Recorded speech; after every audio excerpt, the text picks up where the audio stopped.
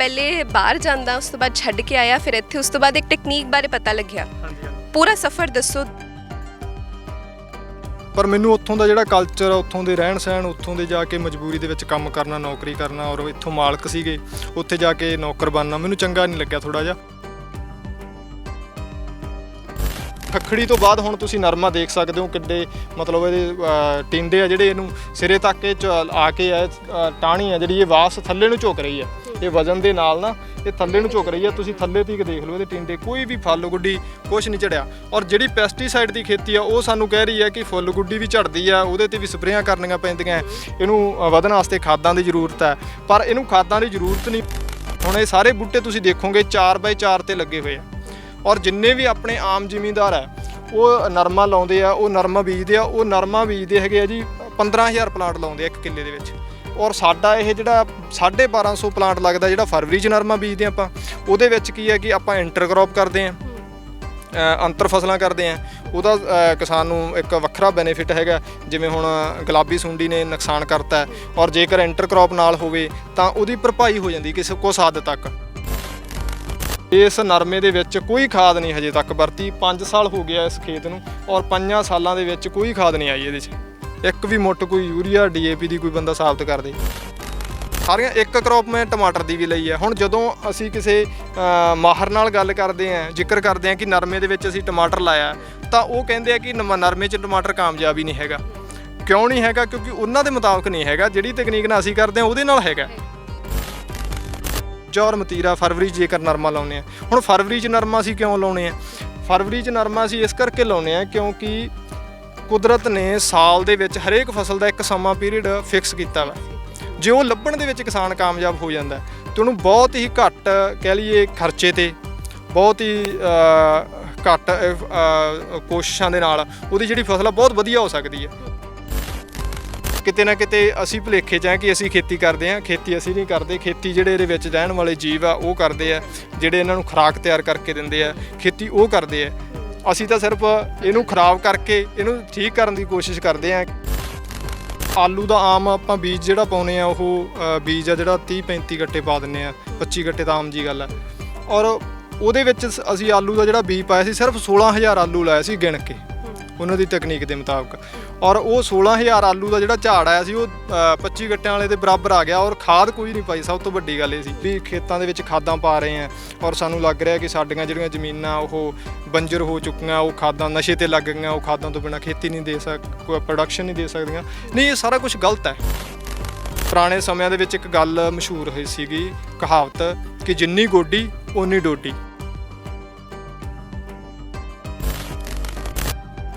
ਜੇ ਤੁਸੀਂ flood irrigation ਛੱਡ ਦਿਓ ਨਾ, ਤੇ ਮੈਂ ਲਿਖ ਕੇ ਦਿੰਦਾ ਖਾਦਾਂ ਉਸੇ ਦਿਨ ਖੇਤ ਚੋਂ ਬਾਹਰ ਹੋ ਜਾਣਗੀਆਂ। ਇਸ ਟਾਈਮ ਰੌਲਾ ਪਾ ਰਹੀਆਂ ਕੰਪਨੀਆਂ, ਕਿਸਾਨ ਨੂੰ ਡਰਾ ਰਹੀਆਂ ਕਿ ਤੁਸੀਂ ਧਰਨੇ ਚੱਕੋ, ਤੁਸੀਂ ਮਾਹੌਲ ਬਣਾਓ, ਨਹੀਂ ਤਾਂ ਅਸੀਂ ਖਾਦਾਂ ਨਹੀਂ ਦੇਣੀਆਂ।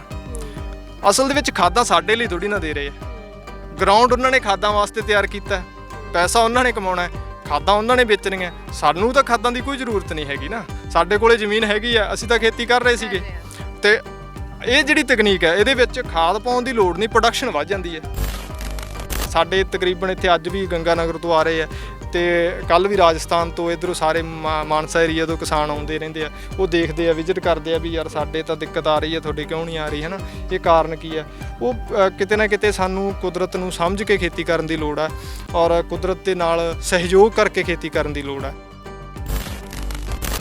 ਕਿ ਅਸੀਂ ਕਣਕ ਬੀਜਦੇ ਹਾਂ, ਔਰ ਕਣਕ ਅਸੀਂ ਚਾਹੇ 20 ਦਿਨ ਨਾਲ ਪਾਣੀ ਲਾਈਏ, ਚਾਹੇ 40 ਦਿਨ ਨਾਲ ਪਾਣੀ ਲਾਈਏ, ਚਾਹੇ ਅਸੀਂ ਉਹਨੂੰ 50 ਦਿਨ 'ਤੇ ਲੈ ਜਾਈਏ, ਕਦੇ ਵੀ ਪਾਣੀ ਲਾਉਣ ਤੋਂ ਪਹਿਲਾਂ ਖਾਦਾਂ ਦੀ ਜ਼ਰੂਰਤ ਪਈ ਹੈ?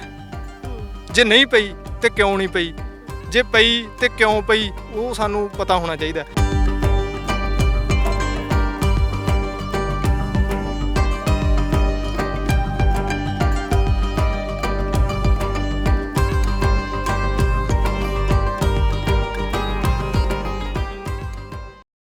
ਸਤਿ ਸ਼੍ਰੀ ਅਕਾਲ। ਤੁਸੀਂ ਦੇਖ ਰਹੇ ਹੋ ਡੇਲੀ ਪੋਸਟ ਪੰਜਾਬੀ। ਮੈਂ ਹਾਂ ਜਸਨੂਰ ਤਵਨ। ਅਕਸਰ ਖੇਤੀਬਾੜੀ ਦੀਆਂ ਨਵੀਆਂ ਟੈਕਨੀਕਾਂ ਇਸ ਪੇਜ ਦੇ ਜ਼ਰੀਏ ਤੁਹਾਡੇ ਤੱਕ ਰੂਬਰੂ ਕਰਾਉਂਦੇ ਰਹਿੰਦੇ ਆ। ਤੇ ਖਾਸ ਗੱਲ ਅੱਜ ਇਹ ਹੈ ਕਿ ਜੋ ਤੁਹਾਨੂੰ ਟੈਕਨੀਕ ਦੱਸਣ ਜਾ ਰਿਹਾ ਇਹ ਨੌਜਵਾਨ ਬਾਹਰਲੇ ਮੁਲਕ ਦਾ ਹੈ, ਉੱਥੋਂ ਛੱਡ ਕੇ ਆਇਆ ਇੱਥੇ ਕੰਮ ਕਰ ਰਿਹਾ ਕਿਉਂਕਿ ਜ਼ਿਆਦਾ ਮੁਨਾਫਾ ਕਹਿੰਦਾ ਖੇਤੀਬਾੜੀ 'ਚ ਇੱਥੇ ਹੋ ਸਕਦਾ। ਇੱਕ ਟੈਕਨੀਕ ਅਪਣਾ ਰਿਹਾ। ਕਿਹੜੀ ਟੈਕਨੀਕ ਹੈ?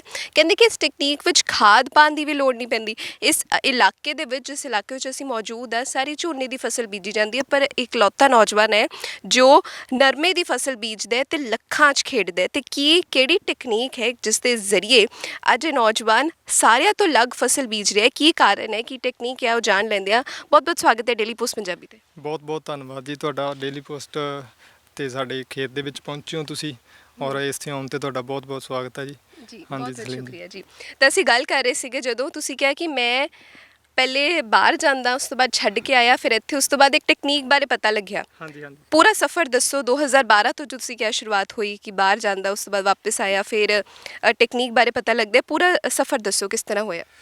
ਹਾਂਜੀ ਪਹਿਲਾਂ ਜੀ ਜਿਵੇਂ ਆਪਣੇ ਆਮ ਹੀ ਹੈਗਾ ਕਿ ਤਕਰੀਬਨ ਸਾਰੇ ਨੌਜਵਾਨ ਬਾਹਰ ਜਾਣ ਲਈ ਹੋੜ ਲੱਗੀ ਹੈਗੀ ਆ ਕਿ ਆਪਾਂ ਜਦੋਂ ਵੀ ਸਟੱਡੀ ਤੋਂ ਬਾਅਦ ਹਰੇਕ ਨੌਜਵਾਨ ਦਾ ਇੱਕੋ ਹੀ ਹੁੰਦਾ +2 ਕਰੋ ਔਰ ਉਸ ਤੋਂ ਬਾਅਦ ਆਈਲੈਟਸ ਕਰੋ ਤੇ ਬਾਹਰ ਚਲੇ ਜਾਓ।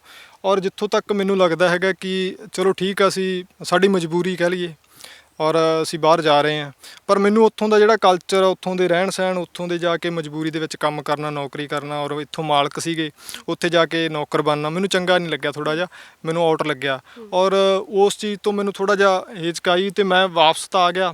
ਔਰ ਵਾਪਸ ਆਉਣ ਤੋਂ ਬਾਅਦ ਮੈਨੂੰ ਇੱਥੇ ਵੀ ਕੋਈ ਐਡਾ ਖੇਤੀ ਦੇ ਵਿੱਚ ਵੀ ਜੇ ਕਹਿ ਲਈਏ ਕਿ ਜਿਸ ਹਿਸਾਬ ਨਾਲ ਖੇਤੀ ਅਸੀਂ ਕਰ ਰਹੇ ਹਾਂ, ਰਵਾਇਤੀ ਖੇਤੀ ਕਰ ਰਹੇ ਹਾਂ, ਉਹਦੇ ਵਿੱਚ ਕੀ ਹੈ ਕਿ ਸਾਰੇ ਕਿਸਾਨਾਂ ਨੂੰ ਇੱਕ ਜੰਜੀਰਾਂ ਨੇ ਜਕੜਿਆ ਹੋਇਆ, ਜਿਹਦੇ ਵਿੱਚ ਅਸੀਂ ਡੀਜ਼ਲ ਤੋਂ ਲੈ ਕੇ ਜੋ ਵੀ ਇਨਪੁੱਟ ਕਰਦੇ ਹੈਗੇ, ਕਾਸਟ ਜਿਹੜੀ ਇਨਪੁੱਟ ਕਾਸਟ ਹੁੰਦੀ ਹੈ ਫਸਲ ਦੇ ਵਿੱਚ, ਉਹ ਸਾਰੀ ਬਾਜ਼ਾਰ ਤੋਂ ਆ ਰਹੀ ਹੈ ਔਰ ਬਾਜ਼ਾਰ ਦੇ ਉੱਪਰ ਹੀ ਡਿਪੈਂਡ ਹੈਗਾ ਜ਼ਿਮੀਂਦਾਰ। ਔਰ ਉਹਦਾ ਕਾਰਨ ਕੀ ਹੈ ਕਿ ਉਹਦੇ ਨਾਲ ਕੀ ਹੈ, ਜ਼ਿਮੀਂਦਾਰ ਚਾਹੇ ਲੱਖ ਦੀ ਫਸਲ ਵੇਚ ਲੇ ਚਾਹੇ 1.5 ਦੀ ਵੇਚ ਲੇ, ਉਹਦੇ ਕੋਲ ਬਚਦਾ ਕੁਝ ਨਹੀਂ ਐਂਡ ਲਾਸਟ 'ਤੇ, ਖਰਚੇ ਜ਼ਿਆਦਾ ਹੋ ਜਾਂਦੇ ਆ। ਔਰ ਉਸ ਚੀਜ਼ ਤੋਂ ਮੈਨੂੰ ਲੱਗਦਾ ਸੀਗਾ ਕੋਈ ਇਦਾਂ ਦੀ ਤਕਨੀਕ ਹੋਵੇ, ਕੋਈ ਇਦਾਂ ਦਾ ਅਲੱਗ ਹੋਵੇ, ਕੁਝ ਕਰਨਾ ਮਤਲਬ ਲੋਚਦੇ ਸੀ। ਔਰ ਛਪਿਆ ਉਹ ਲਿਟਰੇਚਰ ਮੈਨੂੰ ਪੜ੍ਹਨ ਦਾ, ਜਦੋਂ ਮੈਂ ਪੜ੍ਹਿਆ ਉਹਨੂੰ ਡਿਟੇਲ ਦੇ ਨਾਲ, ਉਹਦੇ ਵਿੱਚ ਉਹਨਾਂ ਨੇ ਇੱਕ ਜ਼ਿਕਰ ਕਰਿਆ ਸੀਗਾ ਖੇਤੀ ਦਾ, ਔਰ ਉਹ ਖੇਤੀ ਦਾ ਉਹਨਾਂ ਨੇ ਨਾਮ ਦਾ ਜ਼ਿਕਰ ਕਰਿਆ ਸੀ ਜੰਗਲੀ ਸਿਧਾਂਤ। ਔਰ ਮੈਂ ਉਹ ਜੰਗਲੀ ਸਿਧਾਂਤ ਜਦੋਂ ਸਾਰੀ ਖੇਤੀ ਉਹਨੂੰ ਪੜ੍ਹਿਆ ਹੈਗਾ, ਉਹਦੇ ਵਿੱਚ ਜਿਵੇਂ ਉਹ ਗੰਨੇ ਦੇ ਵਿੱਚ ਫਸਲਾਂ ਲੈਂਦੇ ਹੈਗੇ ਆ, ਔਰ ਮੈਨੂੰ ਮੌਕਾ ਮਿਲਿਆ ਉੱਥੇ ਜਾਣ ਦਾ, ਔਰ ਮੈਂ ਜਾ ਕੇ ਜਦੋਂ ਉਹਨਾਂ ਦੇ ਖੇਤ ਦੇ ਵਿੱਚ ਫਾਰਮ ਦੇਖਿਆ, ਔਰ ਮੈਂ ਖੁਦ ਹੈਰਾਨ ਰਹਿ ਗਿਆ ਕਿ ਇੰਨੀਆਂ ਮਤਲਬ ਉੱਥੇ ਨਰਮਾ ਉਸ ਟਾਈਮ ਲੱਗਿਆ ਸੀ ਜਦੋਂ ਆਪਣੇ ਇੱਥੇ ਚਿੱਟੇ ਮੱਛਰ ਨੇ ਨਰਮੇ ਨੂੰ ਖਤਮ ਕਰਤਾ ਸੀਗਾ, ਔਰ ਉਸ ਟਾਈਮ ਦੇ ਵਿੱਚ ਉਹਨਾਂ ਦੇ ਖੇਤਾਂ ਦੇ ਵਿੱਚ ਨਰਮਾ ਬਾਕਮਾਲ ਨਰਮਾ ਸੀਗਾ। ਔਰ ਮੈਂ ਉਹ ਹੈਰਾਨ ਰਹਿ ਗਿਆ ਦੇਖ ਕੇ, ਤੇ ਮੈਂ ਉਹਨਾਂ ਦੇ ਤਕਨੀਕ ਬਾਰੇ ਉਹਨਾਂ ਨੂੰ ਜਦੋਂ ਪੁੱਛਿਆ, ਉਹਨਾਂ ਨੇ ਬਿਠਾ ਕੇ ਮੈਨੂੰ ਚੰਗੀ ਤਰ੍ਹਾਂ ਸਮਝਾਇਆ, ਔਰ ਮੈਂ ਸਾਰੀ ਤਕਨੀਕ ਹੈ ਜਿਹੜੀ ਉਹਨਾਂ ਨੇ ਨੋਟ ਡਾਊਨ ਕਰ ਲਈ। ਔਰ ਨੋਟ ਡਾਊਨ ਕਰਨ ਤੋਂ ਬਾਅਦ ਜਦੋਂ ਉਹਨੂੰ ਖੇਤ ਦੇ ਵਿੱਚ ਲਾਗੂ ਕੀਤਾ ਤਾਂ 6 ਮਹੀਨਿਆਂ ਦੇ ਵਿੱਚ ਜੋ ਰਿਜ਼ਲਟ ਆਇਆ, ਉਹ ਰਿਜ਼ਲਟ ਦੇਖ ਕੇ ਮੇਰੀਆਂ ਆਪਦੀਆਂ ਖੁਦ ਦੀ ਹੈਰਾਨੀ ਦਾ ਕੋਈ ਰਿਜ਼ਲਟ ਸੀਗਾ। ਕੀ ਫਾਇਦਾ ਮਿਲਿਆ ਉਹਦੇ ਵਿੱਚ ਨਾ ਜੀ? ਆਲੂ ਬੀਜੇ ਸੀ ਅਸੀਂ ਪਹਿਲੇ ਸਾਲ, ਔਰ ਆਲੂ ਦਾ ਆਮ ਆਪਾਂ ਬੀਜ ਜਿਹੜਾ ਪਾਉਨੇ ਆ, ਉਹ ਬੀਜ ਆ ਜਿਹੜਾ 30-35 ਗੱਟੇ ਪਾ ਦਿੰਨੇ ਆ, 25 ਗੱਟੇ ਤਾਂ ਆਮ ਜੀ ਗੱਲ ਆ। ਔਰ ਉਹਦੇ ਵਿੱਚ ਅਸੀਂ ਆਲੂ ਦਾ ਜਿਹੜਾ ਬੀਜ ਪਾਇਆ ਸੀ, ਸਿਰਫ 16,000 ਆਲੂ ਲਾਇਆ ਸੀ ਗਿਣ ਕੇ ਉਹਨਾਂ ਦੀ ਤਕਨੀਕ ਦੇ ਮੁਤਾਬਕ, ਔਰ ਉਹ 16,000 ਆਲੂ ਦਾ ਜਿਹੜਾ ਝਾੜ ਆਇਆ ਸੀ ਉਹ 25 ਗੱਟਿਆਂ ਵਾਲੇ ਦੇ ਬਰਾਬਰ ਆ ਗਿਆ। ਔਰ ਖਾਦ ਕੋਈ ਨਹੀਂ ਪਾਈ, ਸਭ ਤੋਂ ਵੱਡੀ ਗੱਲ ਇਹ ਸੀ, ਜਦੋਂ ਕੋਈ ਖਾਦ ਨਹੀਂ ਵਰਤੀ ਗਈ ਔਰ ਜਿਹੜਾ ਇਨਪੁਟ ਕਾਸਟ ਉਹ ਘਟ ਗਈ, ਤੇ ਸਾਨੂੰ ਲੱਗਿਆ ਕਿ ਯਾਰ ਵੀ ਇਹ ਤਾਂ ਆਪਾਂ ਕਿਸ ਭੁਲੇਖੇ 'ਚ ਆ। ਫਿਰ ਉਹ ਤਕਨੀਕ ਦੇ ਵਿੱਚ ਹੌਲੀ ਹੌਲੀ ਜ਼ਿਆਦਾ ਜਾਣ ਕਰਕੇ ਜਾਣਕਾਰੀ ਮਿਲੀ। ਸਭ ਤੋਂ ਜਿਹੜੀ ਵੱਡੀ ਸਮੱਸਿਆ ਸਾਨੂੰ ਜਿਹੜੀ ਖਾਦਾਂ ਵਾਲੀ ਆ ਰਹੀ ਹੈ ਨਾ, ਵੀ ਖੇਤਾਂ ਦੇ ਵਿੱਚ ਖਾਦਾਂ ਪਾ ਰਹੇ ਆ, ਔਰ ਸਾਨੂੰ ਲੱਗ ਰਿਹਾ ਕਿ ਸਾਡੀਆਂ ਜਿਹੜੀਆਂ ਜ਼ਮੀਨਾਂ ਉਹ ਬੰਜਰ ਹੋ ਚੁੱਕੀਆਂ, ਉਹ ਖਾਦਾਂ ਨਸ਼ੇ ਤੇ ਲੱਗ ਗਈਆਂ, ਉਹ ਖਾਦਾਂ ਤੋਂ ਬਿਨਾਂ ਖੇਤੀ ਨਹੀਂ ਦੇ ਕੋਈ ਪ੍ਰੋਡਕਸ਼ਨ ਨਹੀਂ ਦੇ ਸਕਦੀਆਂ। ਨਹੀਂ, ਇਹ ਸਾਰਾ ਕੁਝ ਗਲਤ ਹੈ। ਅਸਲ ਦੇ ਵਿੱਚ ਕੀ ਹੋਇਆ ਕਿ ਸਾਡੇ ਨਾਲ ਇੱਕ ਧੋਖਾ ਹੋ ਗਿਆ। ਧੋਖਾ ਕੀ ਹੋਇਆ ਕਿ ਜਿਨ੍ਹਾਂ ਨੇ ਸਾਨੂੰ ਰਾਹ ਦੱਸਣਾ ਸੀਗਾ ਖੇਤੀਬਾੜੀ ਬਾਰੇ, ਉਹ ਸਾਡੇ ਰਾਹ ਦਸੇਰੇ ਗਲਤ ਦਿਸ਼ਾ ਨੂੰ ਲੈ ਗਏ, ਉਹ ਟਰੈਕ ਗਲਤ ਤੇ ਲੈ ਗਏ ਸਾਨੂੰ। ਜਿਹੜਾ ਫਲੱਡ ਇਰੀਗੇਸ਼ਨ ਹੈ, ਫਲੱਡ ਇਰੀਗੇਸ਼ਨ ਇੱਕ ਇਹੋ ਜੀ ਮਤਲਬ ਆਪਾਂ ਨੂੰ ਸਵਾਲ ਚੱਕੋਗੇ ਤੁਸੀਂ ਇਸ ਵਕਤ? ਨਹੀਂ, ਸਵਾਲ ਇਹ ਤਕਨੀਕ ਨੇ ਆਪਣੇ ਆਪ ਚੱਕਦੇ ਨੇ। ਜਦੋਂ ਕਿਸਾਨਾਂ ਦੇ ਖੇਤਾਂ ਦੇ ਵਿੱਚ ਤੁਸੀਂ ਦੇਖੋਗੇ ਨਾ, ਇਹ ਇਸ ਟਾਈਮ ਸਾਡੇ ਕੋਲੇ ਟੈਲੀਗ੍ਰਾਮ ਤੇ ਇੱਕ ਗਰੁੱਪ ਚਲਾ ਰਹੇ ਹਾਂ ਅਸੀਂ, ਉਹ ਕਿਸਾਨ ਹੀ ਕਿਸਾਨ ਦਾ ਹੈਂਡ ਫੜ ਕੇ ਅਸੀਂ ਅੱਗੇ ਚੱਲ ਰਹੇ ਹਾਂ ਔਰ ਇੱਕ ਦੂਸਰੇ ਨੂੰ ਦੱਸ ਰਹੇ ਹਾਂ, ਜਿਹਦੇ ਵਿੱਚ ਬੜਾ ਮਤਲਬ ਸਹਿਯੋਗ ਆ ਸਾਨੂੰ ਕਿਸਾਨਾਂ ਵੱਲੋਂ, ਔਰ ਉਹ ਇਸ ਤਕਨੀਕ ਨੂੰ ਅਪਣਾ ਕੇ ਖੁਸ਼ ਹੋ ਰਹੇ ਆ ਔਰ ਕਹਿ ਰਹੇ ਆ ਕਿ ਯਾਰ ਬਹੁਤ ਵਧੀਆ ਹੈਗਾ ਜਿਹੜਾ ਤੁਸੀਂ ਸਾਨੂੰ ਇਸ ਪਾਸੇ ਨੂੰ ਲੈ ਕੇ ਆਏ ਆ। ਔਰ ਇਹ ਚੀਜ਼ ਨੇ ਆਟੋਮੈਟਿਕਲੀ ਕਿੰਨਾ ਕੁ ਚਿਰ ਲੁਕੋ ਲਾਂਗੇ ਜੀ, ਸੱਚ ਨੇ ਬਾਹਰ ਆਉਣਾ ਹੀ ਆਉਣਾ। ਠੀਕ ਹੈ, ਚਲੋ ਆਪਾਂ ਕਿਸੇ ਨੂੰ ਜੇ ਆਪਾਂ ਐਲੀਗੇਸ਼ਨ ਕਰਦੇ ਹਾਂ ਤਾਂ ਇੱਕ ਕੰਟਰੋਵਰਸੀ ਬਣ ਜਾਂਦੀ ਆ। ਠੀਕ ਹੈ, ਉਹਦੇ ਤੇ ਕਈ ਕੁਐਸਚਨ ਸਵਾਲ ਆਉਣਗੇ, ਕਮੈਂਟਸ ਵੀ ਆਉਣਗੇ, ਕਮੈਂਟਸ ਆਉਣਗੇ, ਪਰ ਉਹ ਗੱਲ ਇਹ ਹੈ ਕਿ ਜਿਹੜੀ ਸੱਚਾਈ ਹੈ ਉਹ ਮੈਂ ਤੁਹਾਨੂੰ ਦੱਸਣ ਲੱਗਾ ਕਿ ਜਿਹੜਾ ਫਲੱਡ ਇਰੀਗੇਸ਼ਨ ਹੈ ਨਾ, ਜੇ ਤੁਸੀਂ ਫਲੱਡ ਇਰੀਗੇਸ਼ਨ ਛੱਡ ਦਿਓ ਨਾ, ਤੇ ਮੈਂ ਲਿਖ ਕੇ ਦਿੰਦਾ ਖਾਦਾਂ ਉਸੇ ਦਿਨ ਖੇਤ ਚੋਂ ਬਾਹਰ ਹੋ ਜਾਣੀਆਂ। ਇਸ ਟਾਈਮ ਰੌਲਾ ਪਾ ਰਹੀਆਂ ਕੰਪਨੀਆਂ, ਕਿਸਾਨ ਨੂੰ ਡਰਾ ਰਹੀਆਂ ਕਿ ਤੁਸੀਂ ਧਰਨੇ ਚੱਕੋ, ਤੁਸੀਂ ਮਾਹੌਲ ਬਣਾਓ, ਨਹੀਂ ਤਾਂ ਅਸੀਂ ਖਾਦਾਂ ਨਹੀਂ ਦੇਣੀਆਂ। ਅਸਲ ਦੇ ਵਿੱਚ ਖਾਦਾਂ ਸਾਡੇ ਲਈ ਥੋੜੀ ਨਾ ਦੇ ਰਹੇ ਆ। ਗਰਾਊਂਡ ਉਹਨਾਂ ਨੇ ਖਾਦਾਂ ਵਾਸਤੇ ਤਿਆਰ ਕੀਤਾ, ਪੈਸਾ ਉਹਨਾਂ ਨੇ ਕਮਾਉਣਾ, ਖਾਦਾਂ ਉਹਨਾਂ ਨੇ ਵੇਚਣੀਆਂ। ਸਾਨੂੰ ਤਾਂ ਖਾਦਾਂ ਦੀ ਕੋਈ ਜ਼ਰੂਰਤ ਨਹੀਂ ਹੈਗੀ ਨਾ, ਸਾਡੇ ਕੋਲੇ ਜ਼ਮੀਨ ਹੈਗੀ ਆ, ਅਸੀਂ ਤਾਂ ਖੇਤੀ ਕਰ ਰਹੇ ਸੀਗੇ। ਤੇ ਇਹ ਜਿਹੜੀ ਤਕਨੀਕ ਹੈ, ਇਹਦੇ ਵਿੱਚ ਖਾਦ ਪਾਉਣ ਦੀ ਲੋੜ ਨਹੀਂ, ਪ੍ਰੋਡਕਸ਼ਨ ਵੱਧ ਜਾਂਦੀ ਹੈ। ਤੁਸੀਂ ਹੈਰਾਨੀਜਨਕ ਜਿਹੜੀ ਗੱਲ ਇਹ ਹੈ ਕਿ ਖਾਦ ਦੀ ਜ਼ਰੂਰਤ ਨਹੀਂ। ਖਾਦ ਦੀ ਜ਼ਰੂਰਤ ਨਹੀਂ, ਉਹੀ ਬਹੁਤ ਵੱਡਾ ਸਵਾਲ ਹੈ, ਕਿਉਂਕਿ ਹਰ ਕਿਸਾਨ ਇਹ ਦੇਖ ਕੇ ਹੈਰਾਨ ਜ਼ਰੂਰ ਹੋਏਗਾ, ਦਿਮਾਗ ਵਿੱਚ ਸਵਾਲ ਬਹੁਤ ਕਰੇਗਾ, ਤੇ ਸਵਾਲ ਸਿਰਫ ਦਿਮਾਗ 'ਚ ਨਹੀਂ, ਕਮੈਂਟਾਂ 'ਚ ਵੀ ਕਰੇਗਾ ਕਿ ਕਿਸ ਤਰ੍ਹਾਂ। ਹਾਂਜੀ, ਉਹ ਬਿਲਕੁਲ ਜੀ। ਮੈਂ ਉਹਨਾਂ ਜਿਹੜੇ ਸਵਾਲ ਕਰਨਗੇ, ਮੈਂ ਉਹਨਾਂ ਨੂੰ ਇੱਕ ਗੱਲ ਕਹਾਂਗਾ ਵੀ ਜਿਹੜੇ ਫਗਵਾੜਾ ਤਕਨੀਕ ਹੈ ਨਾ, ਇੱਕ ਵਾਰੀ ਉਹਦੇ ਤੇ ਸਰਚ ਜ਼ਰੂਰ ਕਰੋ, ਦੇਖੋ ਵੀ ਫਗਵਾੜਾ ਤਕਨੀਕ ਹੈ ਕੀ।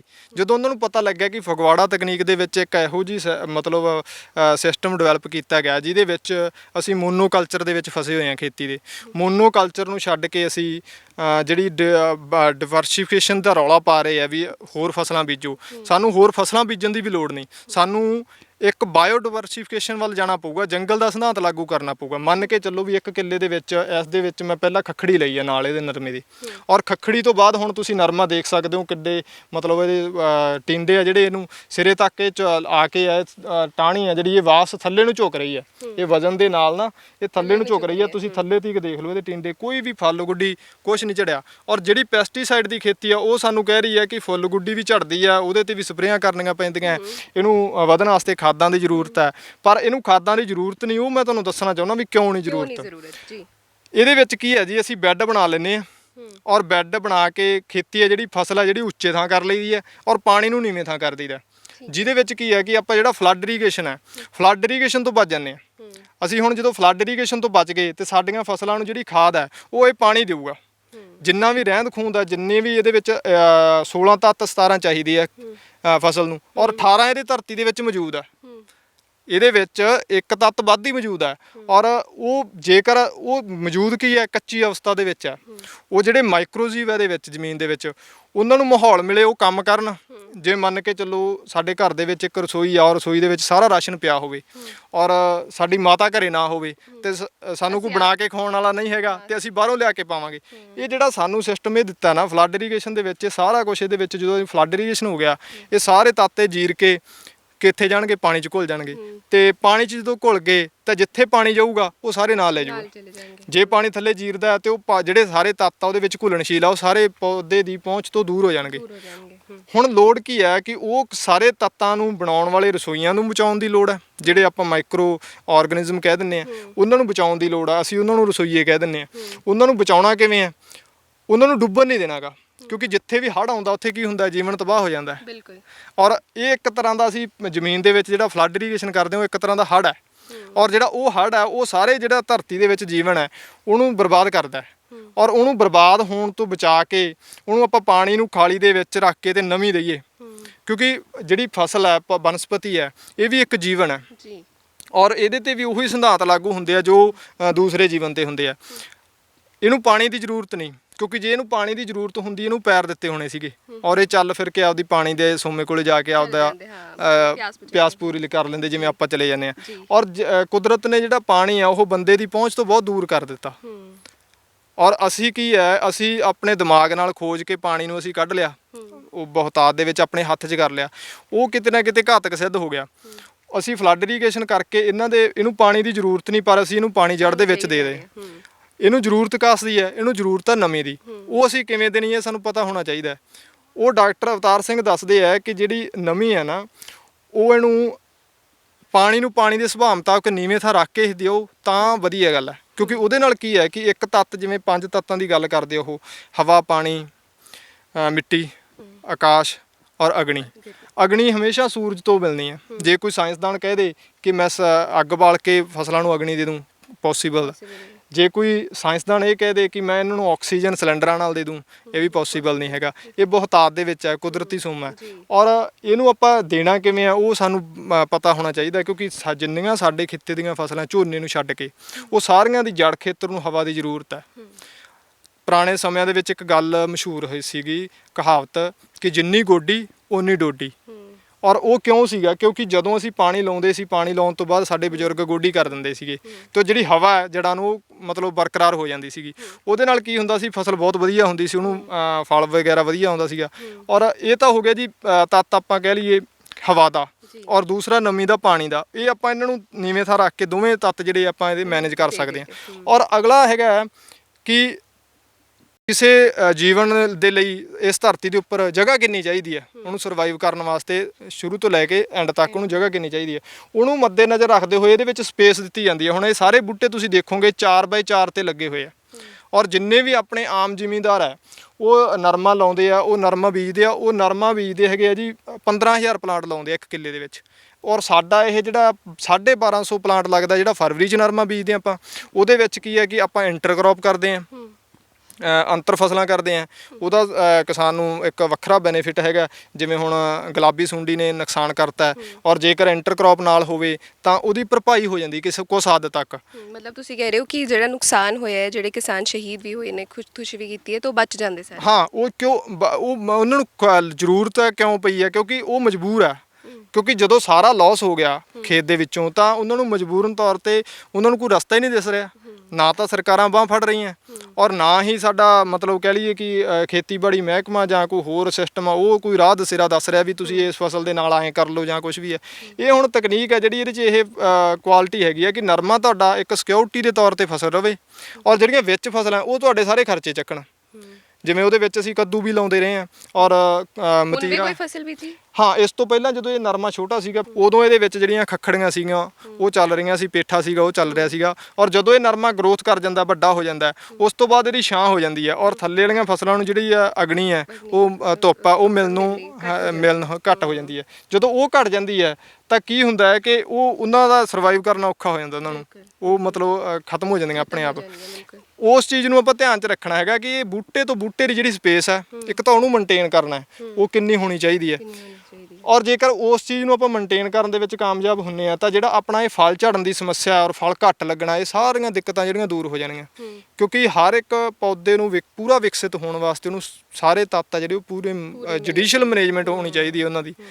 ਤੇ ਸੋ ਇਸ ਤਕਨੀਕ ਦੇ ਵਿੱਚ ਇਹੀ ਆ ਕਿ ਅਸੀਂ ਧੁੱਪ ਦਾ ਵੀ ਧਿਆਨ ਰੱਖਦੇ ਹਾਂ, ਕਿਉਂਕਿ 97% ਤਾਂ ਜਿਹੜੀ ਖੁਰਾਕ ਉਹ ਧੁੱਪ ਤੋਂ ਲੈ ਰਿਹਾ ਪੌਦਾ, ਔਰ 2.5% ਹੈਗੀ ਹੈ ਜਿਹੜੀ ਉਹ ਜ਼ਮੀਨ 'ਚੋਂ ਲੈ ਰਿਹਾ। ਔਰ ਜੇ ਅਸੀਂ ਸਾਰਾ ਜ਼ੋਰ ਆ ਜਿਹੜਾ ਜ਼ਮੀਨ 'ਤੇ ਲਾ ਰਹੇ ਹਾਂ 2.5% ਵਾਲੇ ਪਾਸੇ, ਔਰ ਜਿਹੜੀ ਆਹ ਧੁੱਪ ਵਾਲੀ ਰਿਕੁਆਇਰਮੈਂਟ ਹੈ ਇਹ ਪੂਰੀ ਨਹੀਂ ਹੁੰਦੀ। ਜਦੋਂ ਇਹ ਪੂਰੀ ਨਾ ਹੋਊਗੀ ਤੇ ਆਟੋਮੈਟਿਕਲੀ ਗੱਲ ਆ ਕਿ ਆਪਣਾ ਝਾੜ ਆ ਜਿਹੜਾ ਉਹ ਘਟੂਗਾ ਹੀ ਘਟੂਗਾ, ਔਰ ਜਾਂ ਸਾਨੂੰ ਪੈਸਟੀਸਾਈਡ ਦੀ ਬਹੁਤ ਜ਼ਿਆਦਾ ਵਰਤੋਂ ਕਰਨੀ ਪਊਗੀ। ਤੁਹਾਨੂੰ ਆਪ ਨੂੰ ਕਿੰਨਾ ਮੁਨਾਫਾ ਦੇਖਣ ਨੂੰ ਮਿਲਿਆ?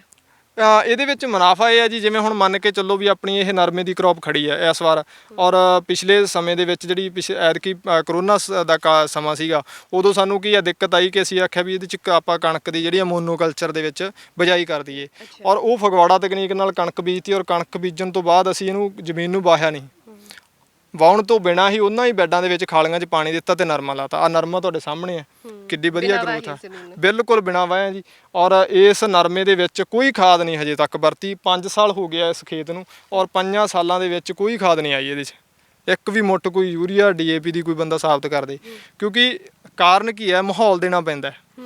ਜਿਹੜੇ ਮਾਹੌਲ ਦੇ ਵਿੱਚ ਪੌਦੇ ਨੇ ਵਧਣਾ ਫੁੱਲਣਾ ਹੈ, ਕਿਉਂਕਿ ਕੁਦਰਤ ਹੈ, ਕੁਦਰਤ ਨੇ ਹਰ ਇੱਕ ਜੀਵਨ ਨੂੰ ਚਲਾਉਣਾ ਹੈਗਾ, ਕਿਸੇ ਵੀ ਜੀਵਨ ਨੂੰ ਖਤਮ ਨਹੀਂ ਕਰਦੀ। ਕਿਤੇ ਨਾ ਕਿਤੇ ਅਸੀਂ ਗਲਤ ਹੋ ਰਹੇ ਹਾਂ, ਸਾਡੇ ਤੋਂ ਮਿਸਟੇਕ ਹੋ ਰਹੀ ਹੈ, ਸਾਨੂੰ ਉਹ ਪਛਾਣਨ ਦੀ ਲੋੜ ਹੈ। ਆਰਥਿਕ ਤੌਰ ਤੇ ਵੀ ਮੁਨਾਫਾ ਹੁੰਦਾ ਹੈ। ਆਰਥਿਕ ਤੌਰ ਤੇ ਦੇਖੋ ਜੀ, ਇੱਕ ਫਸਲ ਆਪਣੇ ਕੋਲੇ ਨਰਮਾ ਆ ਗਈ, ਔਰ ਦੂਸਰੀ ਫਸਲ ਇਹਦੇ ਵਿੱਚ ਇੰਟਰਕ੍ਰੌਪ ਆਪਾਂ ਜਿਹੜੀ ਆ ਖੱਖੜੀ ਵਗੈਰਾ ਦੀ ਲੈ ਲਈ ਹੈ।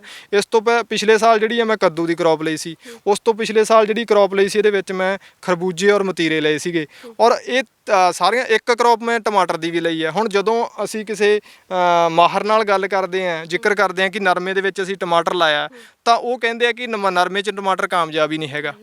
ਕਿਉਂ ਨਹੀਂ ਹੈਗਾ? ਕਿਉਂਕਿ ਉਹਨਾਂ ਦੇ ਮੁਤਾਬਕ ਨਹੀਂ ਹੈਗਾ, ਜਿਹੜੀ ਤਕਨੀਕ ਨਾਲ ਅਸੀਂ ਕਰਦੇ ਹਾਂ ਉਹਦੇ ਨਾਲ ਹੈਗਾ। ਅਸੀਂ ਉਹ ਟਮਾਟਰ ਵੀ ਬਹੁਤ ਵਧੀਆ ਸਕਸੈਸ ਰਿਹਾ, ਸਾਰੀਆਂ ਫਸਲਾਂ ਸਕਸੈਸ ਰਹੀਆਂ। ਔਰ ਜਿਹੜਾ ਖਰਬੂਜਾ ਔਰ ਮਤੀਰਾ ਫਰਵਰੀ 'ਚ ਜੇਕਰ ਨਰਮਾ ਲਾਉਂਦੇ ਹਾਂ, ਹੁਣ ਫਰਵਰੀ 'ਚ ਨਰਮਾ ਅਸੀਂ ਕਿਉਂ ਲਾਉਂਦੇ ਹਾਂ?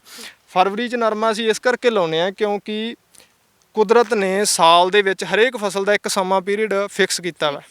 ਜੇ ਉਹ ਲੱਭਣ ਦੇ ਵਿੱਚ ਕਿਸਾਨ ਕਾਮਯਾਬ ਹੋ ਜਾਂਦਾ ਤੇ ਉਹਨੂੰ ਬਹੁਤ ਹੀ ਘੱਟ ਕਹਿ ਲਈਏ ਖਰਚੇ ਤੇ ਬਹੁਤ ਹੀ ਘੱਟ ਕੋਸ਼ਿਸ਼ਾਂ ਦੇ ਨਾਲ ਉਹਦੀ ਜਿਹੜੀ ਫਸਲ ਆ ਬਹੁਤ ਵਧੀਆ ਹੋ ਸਕਦੀ ਹੈ ਜੇ ਉਹ ਸਮਾਂ ਲੱਭਣ 'ਚ ਕਾਮਯਾਬ ਹੋ ਸਮਾਂ ਜਾਏ। ਇੱਕ ਜਿਹੜਾ ਸਪੈਸੀਫਿਕ ਸਮਾਂ ਤੈਅ ਕੀਤਾ ਗਿਆ ਉਹਨੂੰ ਲੱਭ ਲਓ। ਉਹਨੂੰ ਲੱਭ ਲਓ। ਜਿਹੜਾ ਹੁਣ ਅਸੀਂ ਸਮੇਂ ਤੇ ਜਾ ਕੇ ਬੀਜਦੇ ਆ, ਮਈ ਦੇ ਵਿੱਚ ਨਰਮਾ ਬੀਜਦੇ ਆ ਕਿਸਾਨ, ਉਹ ਨਰਮਾ ਕੀ ਹੈ ਕਿ ਜਦੋਂ ਤੱਕ ਉਹ ਜੂਨ ਜੁਲਾਈ ਆਉਂਦੀ ਹੈ ਉਦੋਂ ਕੀੜਿਆਂ ਦਾ ਜਿਹੜਾ ਮਤਲਬ ਅਟੈਕ ਉਹ ਵੱਧ ਜਾਂਦਾ ਹੈ। ਉਸ ਸਮੇਂ ਦੇ ਵਿੱਚ ਉਹ ਨਰਮਾ ਜਿਹੜਾ ਬਹੁਤ ਛੋਟਾ ਹੁੰਦਾ ਹੈ ਔਰ ਉਸ ਨਰਮੇ ਨੂੰ ਉਹ ਕੀੜੇ ਆ ਜਿਹੜੇ ਦਬਾ ਲੈਂਦੇ ਆ। ਸਾਡਾ ਜਿਹੜਾ ਨਰਮਾ ਇਹ ਬੀਜਿਆ ਹੁੰਦਾ ਫਰਵਰੀ ਦੇ ਵਿੱਚ, ਇਹ ਫਰਵਰੀ ਦੇ ਵਿੱਚ ਬੀਜਣ ਕਰਕੇ ਇਹਦੇ ਤੇ ਜਦੋਂ ਤੱਕ ਕੀੜਿਆਂ ਨੇ ਅਟੈਕ ਕਰਨਾ ਹੁੰਦਾ ਉਦੋਂ ਤੱਕ ਇਹ ਫਲ ਦੇਣ ਲੱਗ ਜਾਂਦਾ ਹੈ। ਹੁਣ ਇਸ ਤੋਂ ਪਹਿਲਾਂ ਇਹਦੇ ਵਿੱਚੋਂ 10 ਮਣ ਨਰਮਾ ਆਪਾਂ ਚੁਗ ਲਿਆ ਜੀ ਔਰ ਤੁਸੀਂ ਦੇਖ ਸਕਦੇ ਹੋ। ਔਰ ਇਸ ਟਾਈਮ ਜਿਹੜਾ 7-8 ਮਣ ਨਰਮਾ ਜਿਹੜਾ ਪੂਰਾ ਤੁਸੀਂ ਉੱਪਰ ਕੈਮਰਾ ਕਰਕੇ ਸਾਰਾ ਦਿਖਾਓ, ਇਹ 7-8 ਮਣ ਦਾ ਨਰਮਾ ਇਸ ਟਾਈਮ ਖਿੜਿਆ ਵਾ। ਉਹ ਅੱਜ ਜਾਂ ਸਵੇਰੇ ਅਸੀਂ ਇਹਨੂੰ ਚੁਗਾਈ ਸਟਾਰਟ ਕਰ ਦਿਆਂਗੇ। ਔਰ ਇਹ ਕੀ ਹੈ ਕਿ ਸਾਨੂੰ ਇੱਕ ਪੱਕੀ ਫਸਲ ਇਹ ਮਿਲ ਜਾਣੀ ਹੈ, ਜਿਵੇਂ ਝੋਨੇ ਦੇ ਫਸਲ ਮਿਲਦੀ ਹੈ ਨਾ ਉਸ ਤਰੀਕੇ ਆਪਣੀ ਇੱਕ ਸਿਕਿਉਰਿਟੀ ਫਸਲ ਇਹ ਮਿਲ ਜੂਗੀ ਤੇ ਜਿਹੜੀ ਇੰਟਰਕ੍ਰੌਪ ਉਹ ਆਪਾਂ ਨੂੰ ਬੈਨੀਫਿਟ ਹੈ। ਹਾਂ, ਇਸ ਨਾਲ ਆਮਦਨ ਕਹਿ ਲਈਏ ਕਿਸਾਨ ਦੀ ਵਧੇ ਜਾਂ ਨਾ ਵਧੇ, ਪਰ ਉਹਨੂੰ ਬੈਨੀਫਿਟ ਇਹ ਹੈ ਕਿ ਡੀਜ਼ਲ ਉਹਦਾ ਬਚਦਾ, ਪੈਸਟੀਸਾਈਡ ਤੋਂ ਉਹ ਬਚਦਾ, ਠੀਕ ਹੈ, ਵਹਾਈ ਘੱਟ ਪਊਗੀ, ਡੀਜ਼ਲ ਬਚ ਜਾਣਾ। ਜਦੋਂ ਖਾਦਾਂ ਨਾ ਪਈਆਂ ਤੇ ਉਹ ਵੀ ਪੈਸਾ ਜ਼ਿਮੀਂਦਾਰ ਦਾ ਕੋਲੇ ਹੈ। ਔਰ ਜਦੋਂ ਖਾਦਾਂ ਨਾ ਪਾਵਾਂਗੇ, ਫਲੱਡ ਇਰੀਗੇਸ਼ਨ ਨਾ ਕਰਾਂਗੇ, ਸਹੀ ਸਮੇਂ ਤੇ ਬੀਜਾਂਗੇ ਔਰ ਸਹੀ ਸਪੇਸ ਨਾਲ ਬੀਜਾਂਗੇ ਤਾਂ ਹਰੇਕ ਫਸਲ ਤੇ ਜਿਹੜਾ ਕੀੜਿਆਂ ਦਾ ਹਮਲਾ ਉਹ ਵੀ ਬਹੁਤ ਘੱਟ ਹੁੰਦਾ ਹੈ। ਜਦੋਂ ਕੀੜਿਆਂ ਦਾ ਹਮਲਾ ਨਾ ਘੱਟ ਹੋਇਆ ਤੇ ਜਿਹੜੀ ਪੈਸਟੀਸਾਈਡ ਤੇ ਖਰਚਾ ਹੈ ਉਹ ਵੀ ਸਾਡਾ ਬਚ ਜਾਊਗਾ। ਇਹ ਸਾਰਾ ਜਿਹੜਾ ਕਾਰੋਬਾਰ ਚੱਲ ਰਿਹਾ ਹਵਾ 'ਚ ਚੱਲ ਰਿਹਾ। ਇਹ ਕਾਰੋਬਾਰ ਨਾਲ ਦੀ ਨਾਲ ਹੀ ਜਿਵੇਂ ਜਿਵੇਂ ਕਿਸਾਨਾਂ ਨੂੰ ਸਮਝ ਆ ਰਹੀ ਹੈ ਇਹ ਆਟੋਮੈਟਿਕਲੀ ਇਹਨੇ ਘਟਣਾ ਹੀ ਘਟਣਾ ਹੈ। ਔਰ ਖੇਤੀ ਅੱਜ ਤੋਂ ਨਹੀਂ ਹੋ ਰਹੀ, ਇਹ ਹਜ਼ਾਰਾਂ ਸਾਲਾਂ ਤੋਂ ਹੋ ਰਹੀ ਹੈ। ਕਿਤੇ ਨਾ ਕਿਤੇ ਅਸੀਂ ਭੁਲੇਖੇ 'ਚ ਹਾਂ ਕਿ ਅਸੀਂ ਖੇਤੀ ਕਰਦੇ ਹਾਂ, ਖੇਤੀ ਅਸੀਂ ਨਹੀਂ ਕਰਦੇ। ਖੇਤੀ ਜਿਹੜੇ ਇਹਦੇ ਵਿੱਚ ਰਹਿਣ ਵਾਲੇ ਜੀਵ ਆ ਉਹ ਕਰਦੇ ਆ, ਜਿਹੜੇ ਇਹਨਾਂ ਨੂੰ ਖੁਰਾਕ ਤਿਆਰ ਕਰਕੇ ਦਿੰਦੇ ਆ, ਖੇਤੀ ਉਹ ਕਰਦੇ ਆ। ਅਸੀਂ ਤਾਂ ਸਿਰਫ ਇਹਨੂੰ ਖਰਾਬ ਕਰਕੇ ਇਹਨੂੰ ਠੀਕ ਕਰਨ ਦੀ ਕੋਸ਼ਿਸ਼ ਕਰਦੇ ਹਾਂ ਕਿ ਅਸੀਂ ਪਹਿਲਾਂ ਪਾਣੀ ਲਾ ਦਿੰਦੇ ਹਾਂ। ਤੁਸੀਂ ਇੱਕ ਸਵਾਲ ਮੈਂ ਸਾਰੇ ਕੁਐਸਚਨ ਜਿਹੜੇ ਕਿਸਾਨ ਦੇਖ ਰਹੇ ਆ ਉਹਨਾਂ ਨੂੰ ਮੈਂ ਥੋੜ੍ਹਾ ਜਿਹਾ ਇੱਕ ਚੀਜ਼ ਨੋਟ ਕਰਨ ਲਈ ਕਹੂੰਗਾ। ਉਹ ਨੋਟ ਕਰਨ ਦੇ ਨਾਲ ਉਹਨਾਂ ਨੂੰ ਸੱਚ ਸਾਹਮਣੇ ਆ ਜਾਊਗਾ ਕਿ ਅਸੀਂ ਕਣਕ ਬੀਜਦੇ ਹਾਂ ਔਰ ਕਣਕ ਅਸੀਂ ਚਾਹੇ 20 ਦਿਨ ਨਾਲ ਪਾਣੀ ਲਾਈਏ, ਚਾਹੇ 40 ਦਿਨ ਨਾਲ ਪਾਣੀ ਲਾਈਏ, ਚਾਹੇ ਅਸੀਂ ਉਹਨੂੰ 50 ਦਿਨ 'ਤੇ ਲੈ ਜਾਈਏ, ਕਦੇ ਵੀ ਪਾਣੀ ਲਾਉਣ ਤੋਂ ਪਹਿਲਾਂ ਖਾਦਾਂ ਦੀ ਜ਼ਰੂਰਤ ਪਈ ਹੈ? ਜੇ ਨਹੀਂ ਪਈ ਤੇ ਕਿਉਂ ਨਹੀਂ ਪਈ? ਜੇ ਪਈ ਤੇ ਕਿਉਂ ਪਈ ਉਹ ਸਾਨੂੰ ਪਤਾ ਹੋਣਾ ਚਾਹੀਦਾ। ਕਿਉਂਕਿ ਜਦੋਂ ਫਲੱਡ ਇਰੀਗੇਸ਼ਨ ਹੋ ਜਾਂਦਾ ਤਾਂ ਜਿਹੜੀ ਜ਼ਮੀਨ ਦੇ ਵਿੱਚੋਂ ਹਵਾ ਹੈ ਉਹ ਬਾਹਰ ਹੋ ਜਾਂਦੀ ਹੈ, ਤੱਤ ਹੈ ਖੁਰ ਕੇ ਪਾਣੀ 'ਚ ਥੱਲੇ ਜੀਰ ਜਾਂਦੇ ਆ। ਜੇ ਅਸੀਂ ਕਣਕ ਨੂੰ ਪਾਣੀ ਲਾਉਣੇ ਆ ਤਾਂ ਸਾਨੂੰ ਜਾਂ ਤਾਂ ਮਤਲਬ ਸਟਾਰਟਿੰਗ ਦੇ ਵਿੱਚ ਪਾਉਣੀ ਪਊਗੀ ਖਾਦ, ਜੇਕਰ ਨਹੀਂ ਪਾਉਂਦੇ ਤਾਂ 2-3 ਦਿਨ ਦੇ ਵਿੱਚ ਪਾਉਣੀ ਪਊਗੀ, ਨਹੀਂ ਤਾਂ 3 ਦਿਨਾਂ 'ਚ ਪੀਲੀ ਪੈ ਜਾਊਗੀ। ਉਹਦਾ ਕਾਰਨ ਕੀ ਹੈ ਕਿ ਜਿਹੜਾ ਉਹਦਾ ਮਾਹੌਲ ਆ ਉਹ ਅਸੀਂ ਗਲਤ ਕਰਤਾ, ਅਸੀਂ ਉਹਨੂੰ ਬਿਮਾਰ ਕਰਤਾ, ਉਸ ਤੋਂ ਬਾਅਦ ਉਹਦਾ ਇਲਾਜ ਸ਼ੁਰੂ ਕਰਦੇ ਹਾਂ। ਇਸ ਚੀਜ਼ ਨੂੰ ਸਮਝ ਕੇ ਔਰ ਫਗਵਾੜਾ ਤਕਨੀਕ ਨਾਲ ਜਿਹੜੇ ਵੀ ਕਿਸਾਨ ਜੁੜਨਾ ਚਾਹੁੰਦੇ ਆ ਉਹਨਾਂ ਨੂੰ ਮੈਂ ਰਿਕੁਐਸਟ ਕਰੂੰਗਾ ਕਿ ਮੇਰਾ ਨੰਬਰ ਨੋਟ ਕਰ ਲੈਣ ਔਰ ਫੋਨ ਬੇਸ਼ੱਕ ਮਤਲਬ ਫੋਨ ਘੱਟ ਕਰਨ, ਕਿਉਂਕਿ ਫੋਨ ਤੇ ਕਾਫੀ ਕਿਸਾਨ ਜੇ ਫੋਨ ਆਉਣ ਲੱਗ ਜਾਣ ਤੇ ਕੰਮ ਦੀ ਵੀ ਦਿੱਕਤ ਆਉਂਦੀ ਆ ਔਰ ਕਈ ਹੁੰਦਾ ਕਿ ਪਰੇਸ਼ਾਨੀ ਬਣ ਜਾਂਦੀ ਹੈਗੀ ਹੈ ਨਾ। ਕਈ ਵਾਰੀ ਫੋਨ ਨਹੀਂ ਚੱਕਿਆ ਜਾਂਦਾ ਤੇ ਕਿਸਾਨ ਕਹਿੰਦੇ ਆ ਵੀ ਫੋਨ ਤਾਂ ਚੱਕਦੇ ਨਹੀਂ ਹੈਗੇ। ਉਹ WhatsApp ਮੈਸੇਜ ਹੈਲੋ ਲਿਖ ਕੇ ਪਾਉਣ। ਨੰਬਰ ਹੈਗਾ ਜੀ ਮੇਰਾ 99 148 40 166। ਇਸ ਨੰਬਰ ਤੇ ਤੁਸੀਂ ਮੈਸੇਜ WhatsApp ਤੇ ਹੈਲੋ ਲਿਖੋ, ਤੁਹਾਡੇ ਕੋਲ ਇੱਕ ਮੈਸੇਜ ਆ ਜਾਊਗਾ। ਉਸ ਮੈਸੇਜ ਦੇ ਵਿੱਚ ਟੈਲੀਗ੍ਰਾਮ ਗਰੁੱਪ ਦਾ ਲਿੰਕ ਹੈ ਔਰ ਟੈਲੀਗ੍ਰਾਮ ਡਾਊਨਲੋਡ ਕਰਕੇ ਫੋਨ ਦੇ ਵਿੱਚ ਉਸ ਲਿੰਕ 'ਚ ਜੁੜ ਜਾਓ। ਔਰ ਉਸ ਲਿੰਕ ਦੇ ਵਿੱਚ ਸਾਰੇ ਜਿਹੜੇ ਕਿਸਾਨ ਕਰ ਰਹੇ ਆ ਪੰਜਾਬ ਦੇ ਵਿੱਚ ਬਹੁਤ ਸਾਰੇ ਕਿਸਾਨ ਆ, ਇਸ ਕਰਕੇ ਕੈਮਰੇ ਦੇ ਮੂਹਰੇ ਨਹੀਂ ਆਉਂਦੇ ਕਿਉਂਕਿ ਉਹਨਾਂ ਨੂੰ ਐਂ ਦਿੱਕਤ ਹੋ ਜਾਂਦੀ ਹੈ ਵੀ ਯਾਰ ਕੈਮਰੇ ਕਹਿਣਗੇ, ਸਵਾਲ ਕਰਨਗੇ ਜਾਂ ਲੋਕ ਇੱਥੇ ਖੇਤਾਂ 'ਚ ਆਉਣੇ ਸ਼ੁਰੂ ਹੋ ਜਾਣਗੇ। ਹੁਣ ਸਾਡੇ ਤਕਰੀਬਨ ਇੱਥੇ ਅੱਜ ਵੀ ਗੰਗਾਨਗਰ ਤੋਂ ਆ ਰਹੇ ਆ ਤੇ ਕੱਲ ਵੀ ਰਾਜਸਥਾਨ ਤੋਂ ਇੱਧਰੋਂ ਸਾਰੇ ਮਾਨਸਾ ਏਰੀਆ ਤੋਂ ਕਿਸਾਨ ਆਉਂਦੇ ਰਹਿੰਦੇ ਆ। ਉਹ ਦੇਖਦੇ ਆ, ਵਿਜ਼ਿਟ ਕਰਦੇ ਆ ਵੀ ਯਾਰ ਸਾਡੇ ਤਾਂ ਦਿੱਕਤ ਆ ਰਹੀ ਹੈ, ਤੁਹਾਡੇ ਕਿਉਂ ਨਹੀਂ ਆ ਰਹੀ ਹੈ ਨਾ। ਇਹ ਕਾਰਨ ਕੀ ਹੈ? ਉਹ ਕਿਤੇ ਨਾ ਕਿਤੇ ਸਾਨੂੰ ਕੁਦਰਤ ਨੂੰ ਸਮਝ ਕੇ ਖੇਤੀ ਕਰਨ ਦੀ ਲੋੜ ਆ ਔਰ ਕੁਦਰਤ ਦੇ ਨਾਲ ਸਹਿਯੋਗ ਕਰਕੇ ਖੇਤੀ ਕਰਨ ਦੀ ਲੋੜ ਆ। ਤੇ ਬਾਕੀ ਜੇਕਰ ਕੋਈ ਅਪਣਾਏਗਾ ਇਹ ਟੈਕਨੀਕ ਤਾਂ ਲਾਜ਼ਮੀ ਹੈ ਕਿ ਮੁਨਾਫਾ ਜ਼ਰੂਰ ਹੋਏਗਾ ਫਸਲ ਦੇ ਵਿੱਚ ਤੇ ਨਾਲੇ ਜਿਹੜਾ ਐਕਸਟਰਾ ਖਰਚਾ ਹੈ ਉਹ ਜ਼ਰੂਰ ਬਚੇਗਾ। ਹਾਂਜੀ, ਮੁਨਾਫਾ ਦੇਖੋ ਜੀ, ਜਿਹੜੀ ਇਸ ਤਕਨੀਕ ਦੇ ਵਿੱਚ ਗੰਨਾ ਲਾਉਂਦੇ ਆ, ਜਿਹੜੇ ਖਿੱਤਿਆਂ ਦੇ ਵਿੱਚ ਗੰਨਾ ਲੱਗਦਾ, ਉਸ ਖਿੱਤਿਆਂ ਦੇ ਵਿੱਚ ਤੁਸੀਂ ਜੇ ਗੰਨਾ ਲਾਉਣਾ ਚਾਹੁੰਦੇ ਆ ਤਾਂ ਤੁਹਾਨੂੰ ਜਿਹੜਾ ਗੰਨੇ ਦਾ ਬੀਜ ਆ ਉਹ ਸਿਰਫ 1250 ਪੂਰੀ ਦੀ ਲੋੜ ਹੈ। ਜਾਣੀ ਕਿ 70 ਗੰਨੇ 80 ਗੰਨੇ ਤੁਹਾਡਾ ਕਿੱਲੇ ਦਾ ਬੀਜ ਪੂਰਾ ਕਰ ਦਿੰਦੇ ਆ। ਔਰ ਆਮ ਜਿਹੜੀ ਟੈਕਨੀਕ ਦੇ ਵਿੱਚ ਉਹ 'ਚ 30-35 ਕੁਆਂਟਲ ਪੈ ਜਾਂਦਾ ਹੈ ਔਰ ਕਿੱਥੇ 70 ਗੰਨੇ, ਕਿੱਥੇ 30-35 ਕੁਆਂਟਲ। ਉਸੇ ਤਰ੍ਹਾਂ ਜਿਹੜਾ ਇਹਦਾ ਬੀਜ ਹੈ ਇਹ ਹੁਣ ਅਸੀਂ ਅੱਧਾ ਪੈਕਟ 1 ਕਿੱਲੇ ਦਾ ਪਾਇਆ ਔਰ ਜਿਹੜਾ ਫਰਵਰੀ ਦੇ ਵਿੱਚ ਬੀਜਾਂਗੇ ਉਹਦੇ ਵਿੱਚ ਅਸੀਂ ਅੱਧੇ ਤੋਂ ਵੀ ਅੱਧਾ ਪਾਵਾਂਗੇ। ਇੱਕ ਪੈਕਟ ਦੇ ਨਾਲ ਅਸੀਂ 4 ਕਿੱਲੇ ਬੀਜਾਂਗੇ ਉਹਦੇ 'ਚ 1250 ਬੂਟਾ 1 ਕਿੱਲੇ 'ਚ ਲਾਵਾਂਗੇ ਔਰ 1250 ਗਨੇਰੀ ਕਮਾਦ ਦੀ ਲੱਗਦੀ ਆ। ਉਹਦੇ ਵਿੱਚ ਕਮਾਦ ਦੇ ਵਿੱਚ ਹੁਣ ਤੁਸੀਂ ਦੇਖੋ ਫਸਲਾਂ ਕਿੰਨੀਆਂ ਹੁੰਦੀਆਂ।